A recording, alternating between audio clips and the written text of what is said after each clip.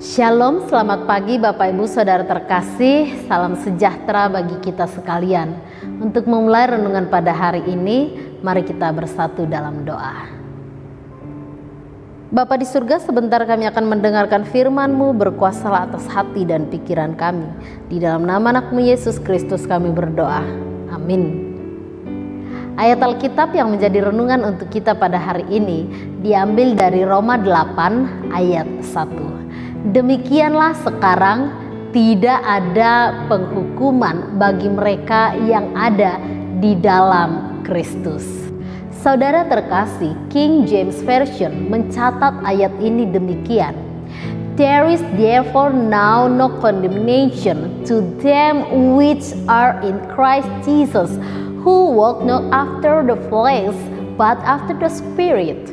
Yang kalau kita artikan dalam bahasa Indonesia mengatakan, demikianlah sekarang tidak ada penghukuman bagi mereka yang ada di dalam Kristus, yang hidupnya tidak menurut kedagingannya, melainkan menurut Roh.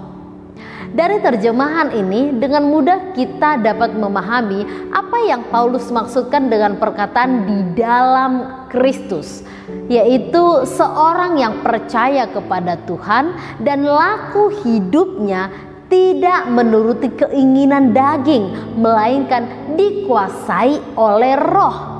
Jadi kita tidak dapat mengartikan bahwa perkataan di dalam Kristus hanya sekadar menjadi Kristen atau mengaku menjadi pengikut Yesus yang rajin ke gereja. Lebih jauh lagi, perkataan di dalam Kristus adalah menyangkut sikap kita dalam hidup keseharian yang harus menjadi cerminan seorang yang dipimpin oleh Roh Allah. Mengapa kita harus menjauhkan diri dari keinginan daging? Di dalam Roma 8 ayat 7a dikatakan bahwa keinginan daging adalah perseteruan dengan Allah, dan siapa yang hidup dalam perbudakan keinginan daging tidak berkenan kepada Allah. Dan pastinya ada penghukuman bagi mereka jika mereka tidak bertobat. Allah telah membebaskan kita dari kuasa dosa dan mengaruniakan bagi kita Roh yang memberi hidup, Roh yang memerdekakan kita dari penghukuman dosa. Dengan penebusan Kristus itu artinya kita sudah dirangkul, diambil, dibungkus, direngkuh di dalam kuasanya dan dijadikan miliknya. Dalam Galatia 5 ayat 24 dikatakan, barang siapa menjadi milik Kristus Yesus, ia telah menyalibkan daging dengan segala keinginannya. Dan di dalam 1 Petrus 1 ayat 18 sampai 19 dikatakan juga bahwa orang yang ditebus haruslah hidup sebagai manusia baru. Saudaraku yang terkasih, tantanglah dirimu melebihi dari kemampuan yang kamu sendiri ketahui. Keinginan daging memang kerap menyenangkan diri kita, tetapi membawa maut. Percabulan, kecemaran, hawa nafsu, penyembahan berhala, sihir, perseteruan, perselisihan, iri hati, amarah, kepentingan diri sendiri, percideraan, roh pemecah, kedengkian, kemabukan, pesta pora, dan lain sebagainya lagi. Memang kerap itu menyenangkan hati kita sesaat saja, menyenangkan kepribadian kita sesaat saja. Tetapi semua itu tidak disukai oleh Allah.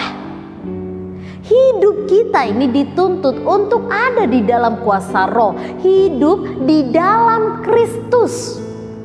Karena kita telah ditebus oleh darahnya yang kudus.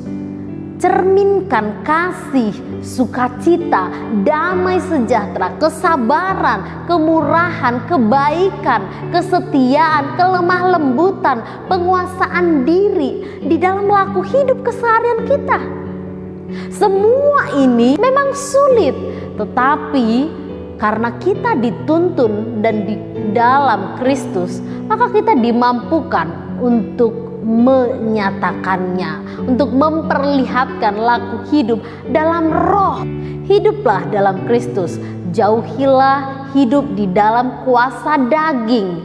Perlihatkanlah laku hidup dalam roh, karena bagimu tidak ada penghukuman, yang ada hanyalah damai dan keselamatan dari Kristus. Amin, kita berdoa. Terima kasih untuk firman-Mu ya Allah yang mengingatkan kami untuk hidup dalam kuasa roh. Tentu tidak mudah bagi kami karena kami tinggal di dalam daging.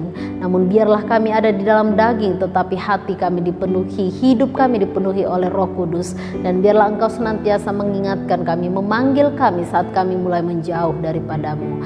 Mengingatkan kami, menegur kami saat kami diperbudak oleh keinginan daging kami. Dan biarlah kami mau menyerahkan diri kami untuk dituntun oleh roh. Di dalam nama anak-Mu Yesus Kristus kami berdoa. Amin. Demikian renungan untuk kita pada hari ini. Selamat beraktivitas, Tuhan memberkati. Shalom.